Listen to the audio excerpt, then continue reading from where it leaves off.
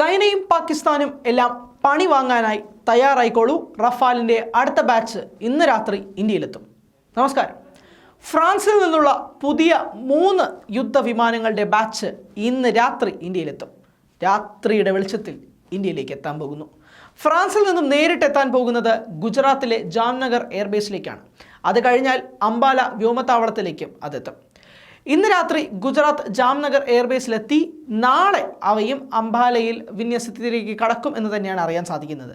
ഇന്ത്യക്ക് ഇതുവരെ 10 റഫാൽ വിമാനങ്ങളാണ് ഫ്രാൻസിൽ നിന്ന് നൽകിയിരിക്കുന്നത്. ആദ്യത്തെ ബാച്ച് നമുക്കറിയാം ജൂലൈ 29-നാണ് എത്തിയത്.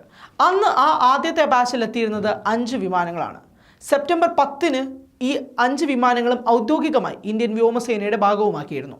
മറ്റുള്ള 5 എണ്ണം റഫാലിൻ്റെ പൈലറ്റുമാർക്ക് പരിശീലനത്തിനായി ഫ്രാൻസിലാണ് ഉള്ളത്.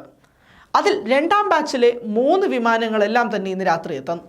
മൊത്തത്തിൽ 36 റഫാൽ വിമാനങ്ങളാണ് ഇന്ത്യ ഫ്രാൻസുമായി കരാർ ധാരണയാക്കിയിരിക്കുന്നത്. ഫ്രാൻസിൽ നിന്നും പുറപ്പെട്ട 3 വിമാനങ്ങളും ഇടയ്ക്ക് എവിടെയും നിർത്താതെയാണ് ഇന്ത്യ ലാൻഡ് ചെയ്യുന്നത് എന്നുള്ള പ്രത്യേകതയും കൂടിയുണ്ട്. 8 മണിക്കൂർ നിർത്താതെയുള്ള പറക്കലിന് ശേഷമാണ് വിമാനങ്ങൾ ഇന്ത്യയിൽ അതിർത്തിയിൽ പ്രവേശിക്കുന്നത്. അതേസമയം യാത്രാമധ്യേ ഇന്ധനം നിറയ്ക്കാൻ ഫ്രഞ്ച്, ഇന്ത്യൻ ടാങ്കറുകളും ഒപ്പം കൂടിയിട്ടുണ്ട്. നിരവധി തവണ റഫാലിൻ്റെ കാര്യക്ഷമതയെക്കുറിച്ചൊക്കെ നമ്മൾ സംസാരിച്ചിട്ടുണ്ടെങ്കിലും ഒന്നുകൂടി എന്താണ് റഫാലിൻ്റെ പ്രത്യേകതകളിലേക്ക് നമുക്ക് നോക്കാം. ഫ്രഞ്ച് കമ്പനിയായ ദൊസോൾട്ട് ഏവിയേഷനാണ് റഫാലിൻ്റെ നിർമ്മാതാക്കൾ. രാത്രിയും പകലും ഒരുപോലെ ആക്രമണം നടത്താനുള്ള ശേഷിയുള്ള റഫാലിൽ 3 ഡ്രോപ്പ് ടാങ്കുകളുണ്ട്. മിക്ക ആധുനിക ആയുധങ്ങളും റഫാൽ വിമാനത്തിൽ ഘടിപ്പിക്കാനാകും. അസ്ട്ര, സുദർശൻ ബോംബുകൾ, AESA റഡാർ, പൈത്തൺ 5, ഇസ്രായേലിൻ്റെ ഡെർബി മിസൈൽ എന്നിവയെല്ലാം ഘടിപ്പിക്കാനുള്ള സംവിധാനങ്ങളെല്ലാം ആ റഫേൽ വിമാനത്തിലുണ്ട്. ഒറ്റ പറക്കലിൽ 3700 കിലോമീറ്റർ പരിധി വരെ പറക്കാനാകുന്ന റഫാലിന് മണിക്കൂറിൽ 1912 കിലോമീറ്റർ വരെ പിന്നിടാനും കഴിയും. ഇതെല്ലാമാണ് റഫാലിൻ്റെ പ്രത്യേകതകളുമായിട്ടുള്ളത്.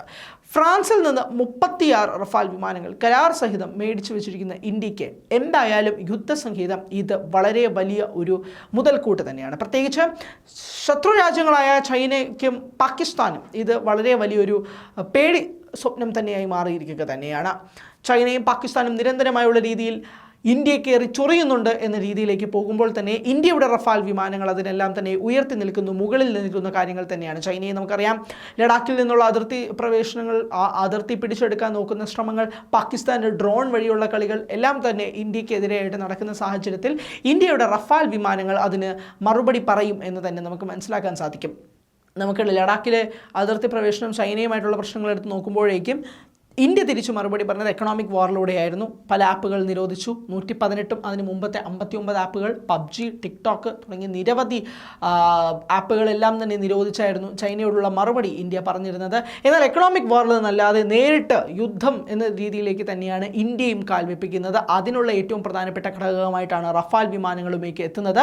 പാകിസ്ഥാനും ചൈനയും സംബന്ധിച്ചിടത്തോളം അവരുടെ നെഞ്ചിൽ ഇടിക്കാഹളം മുഴുകിയിരിക്കുന്നത് തന്നെയാണ്. കാരണം 36 വിമാനങ്ങൾ, റഫാൽ വിമാനങ്ങൾ വരുന്നു എന്ന് പറഞ്ഞിട്ട് ആദ്യ ബാച്ച് 5 എണ്ണം തന്നെ വന്നപ്പോഴേക്കും ചൈനയുടെയും പാകിസ്ഥാനെയും നെഞ്ചു കീറിപ്പോയി എന്ന് തന്നെ പറയാം. കാരണം ജൂലൈ 29-ന് റഫാൽ വിമാനങ്ങൾ എത്തിയിരുന്ന സമയത്ത് നമുക്കറിയാമായിരുന്നു ആ കാഴ്ച. 5 യുദ്ധവിമാനങ്ങൾ പറന്നു പോകുന്നതെല്ലാം നമ്മൾ ലൈവായിരുന്ന വാർത്തകളിലെല്ലാം കണ്ടതാണ്. അതേപോലെ യുദ്ധവിമാനങ്ങൾ ഇന്ന് രാത്രി 3 എണ്ണം എത്തുമെന്ന് തന്നെയാണ്. അത് രണ്ടാമത്തെ ബാച്ച് യുദ്ധവിമാനങ്ങൾ ഇന്ന് രാത്രി എത്തും. എന്തായാലും 4 വർഷത്തിനുള്ളിൽ മൊത്തം 36 യുദ്ധവിമാനങ്ങളും ഇന്ത്യയിലേക്ക് എത്തിക്കാനുള്ള പ്രക്രിയയിലേക്ക് തന്നെയാണ് കേന്ദ്ര ഗവൺമെൻറ്റും പോകുന്നത്.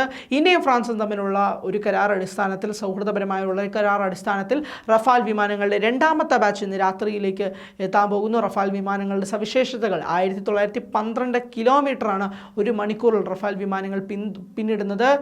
ഏറ്റവും ദൂരെയുള്ള ഒരു വിമാനത്തിനെ പോലും അതിന് തകർക്കാനുള്ള ശേഷി റഫാലിനുണ്ട്. ഇതെല്ലാം റഫാലിന് മാത്രമുള്ള പ്രത്യേകതയുമാണ്. അതുകൊണ്ട് തന്നെ വ്യോമസേനയെ സംബന്ധിച്ചിടത്തോളം ഇത് ഏറ്റവും വലിയ മുതൽക്കൂട്ടാണ് റഫാൽ വിമാനങ്ങൾ. ഇന്ത്യക്ക് മറുപടി പറയാൻ രീതിയിൽ വ്യോമസേനയ്ക്കൊരു തുറുപ്പ് ചീട്ട് തന്നെയായി റഫാൽ മാറുമെന്ന കാര്യത്തിൽ യാതൊരുവിധ തർക്കങ്ങളുമില്ല.